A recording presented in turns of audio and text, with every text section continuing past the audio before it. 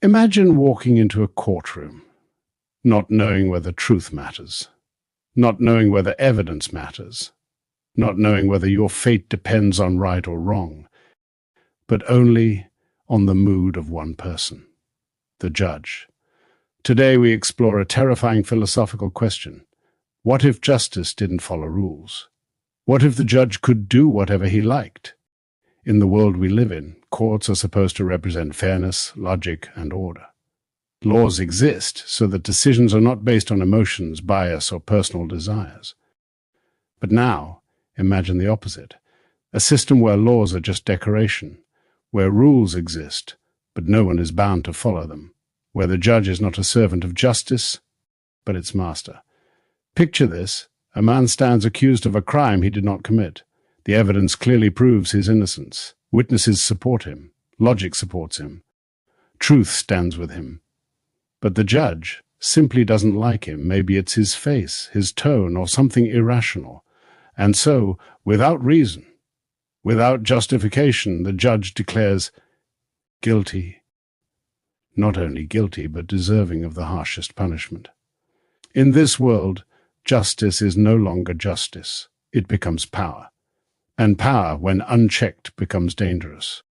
This idea connects to a deep philosophical concept. The opposite of justice is not injustice alone, it is arbitrariness. A system where decisions are random, unpredictable, and driven by personal will instead of universal principles. In such a system, there is no right or wrong, only authority. Think about it carefully.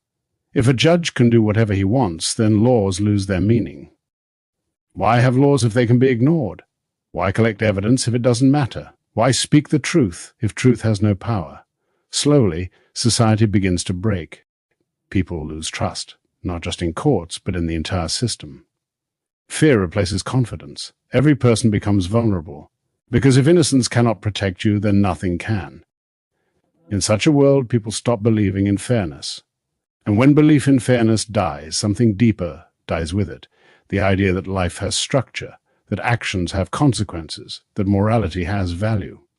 Now imagine being a citizen in this world. You wake up every day knowing that at any moment you could be accused, judged, and punished, not based on your actions, but on someone else's feelings. You don't fear doing wrong, you fear being disliked. This creates a psychological shift. People no longer try to be good, they try to please power. They become fake, careful, and silent. Because survival depends not on truth, but on approval. And this is where things become even darker. When justice becomes arbitrary, corruption is not a problem. It becomes the system itself. Judges can be bribed, influenced, manipulated, or simply act on personal desires. One person may be freed because they are rich. Another may be punished because they are weak. This creates inequality, not just social inequality, but existential inequality. Some lives become valuable, others become disposable. Philosophically, this challenges one of the most important ideas of civilization, that humans are equal under the law. In this broken system, equality does not exist, only hierarchy exists. And once people realize this, they begin to adapt in dangerous ways. Some will try to gain power so they can control outcomes. Others will become submissive, accepting injustice as a part of life. Some may even turn to crime, thinking, if justice is random, why should I follow rules? This leads to chaos. Because laws are not just rules, they are agreements. Agreements that we, as a society, will follow certain principles to create stability. When those agreements are broken, society loses its foundation. Now let's go deeper. Why is this idea so disturbing? Because it reveals something about human nature. If given absolute power without accountability, can humans remain fair? Or do they naturally become biased, emotional, and self-serving? History shows us that unchecked power often leads to abuse. Not always out of evil intentions, but out of human weakness. Ego, anger, pride, and desire slowly corrupt judgment. In our imagined world, the judge represents ultimate power. And power, when it answers to no one, becomes dangerous, not only to others, but to itself.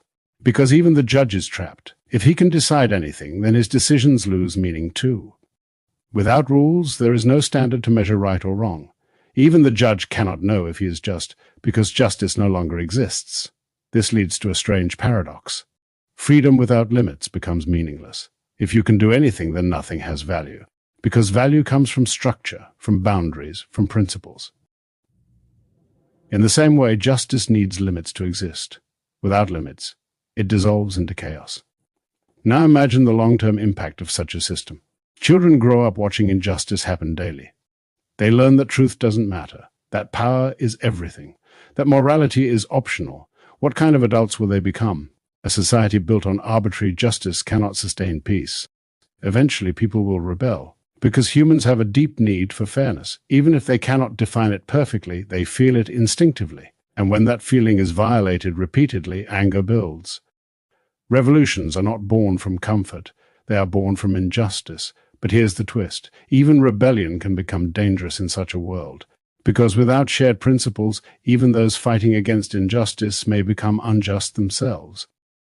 Violence replaces dialogue. Emotion replaces reason. And the cycle continues. So what is the lesson here? Justice is not just about punishment or law. It is about consistency. It is about creating a system where outcomes are predictable, fair, and based on principles rather than personal will. The moment we allow personal bias to override principles, we begin to walk toward this chaotic world. This idea also connects to our daily lives, because not all judges wear robes. Sometimes we judge others, friends, strangers, people online based on our feelings, not facts. We decide who is right or wrong without understanding the full picture. In small ways, we create our own version of arbitrary justice. We cancel people, we label people, we assume things without evidence. And in doing so, we reflect the same dangerous mindset. So the question is not just about courts or judges. The question is, do we believe in fairness enough to practice it ourselves? Because systems are built by people. If people value fairness, systems become fair. If people value power, systems become oppressive. Coming back to our original scenario, the judge who does whatever he likes. At first, it may seem like absolute freedom. But in reality, it is the collapse of meaning, trust, and order. Justice without rules is not freedom, it is fear. Because when nothing is guaranteed, everything is at risk. And perhaps that is why humanity created laws in the first place. Not to restrict freedom, but to protect it. To ensure that no single person's will can destroy another's life without reason. To create a world where truth has power, where innocence has protection, and where justice is not a game of chance. So next time you think about justice, don't just think about punishment. Think about balance, think about structure, think about the invisible agreement that holds society together. Because without it, we are just one decision away from chaos. And in that chaos, even the innocent are not safe. In a world where judges do whatever they want, justice doesn't fail. It disappears. Nietzsche didn't directly talk about judges giving random death penalties, but his idea of the will to power comes dangerously close to this world. In its darkest interpretation, Nietzsche suggests that beneath all systems, law, morality, justice, there is not truth, but power. What we call justice may simply be the rules created by those strong enough to impose their will. In your scenario, the judge is not breaking the system. He is the system. His decisions are not wrong because there is no higher truth above him. The terrifying implication is this: if power defines reality, then innocence and guilt are illusions. The judge does not distort justice. He reveals its darkest possibility. The justice was never real, only enforced belief.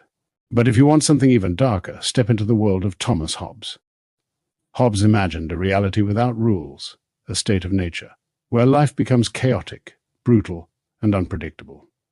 In your scenario, the courtroom becomes exactly that, a place where no stable law exists, only fear and survival.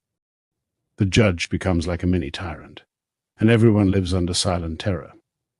Hobbes would say this is what happens when authority exists without accountability. Order turns into controlled chaos, and people obey not out of respect, but fear of destruction. And then comes perhaps the most disturbing perspective, from Franz Kafka. Kafka's vision is not loud chaos, but quiet, suffocating absurdity. In his world, a man can be accused, judged, and destroyed without ever understanding why.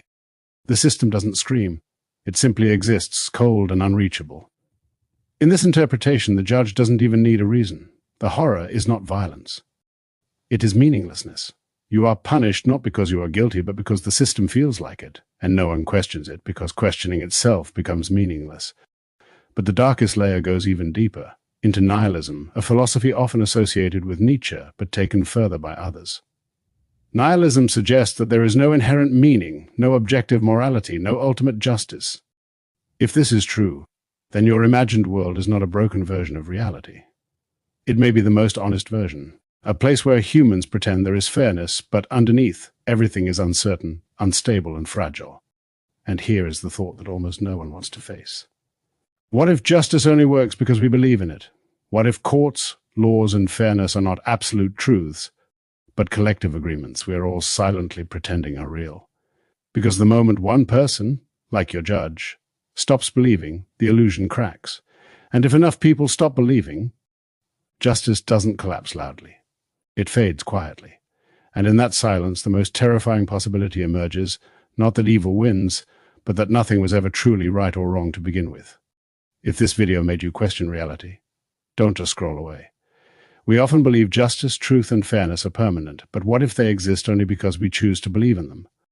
What if the moment we stop questioning, stop thinking, and blindly follow, we slowly become part of the very system we fear? So before you leave, ask yourself one thing. Are you living by truth, or just accepting what you're told is true? If this idea stayed with you, hit like. It tells me you want more content that challenges your mind.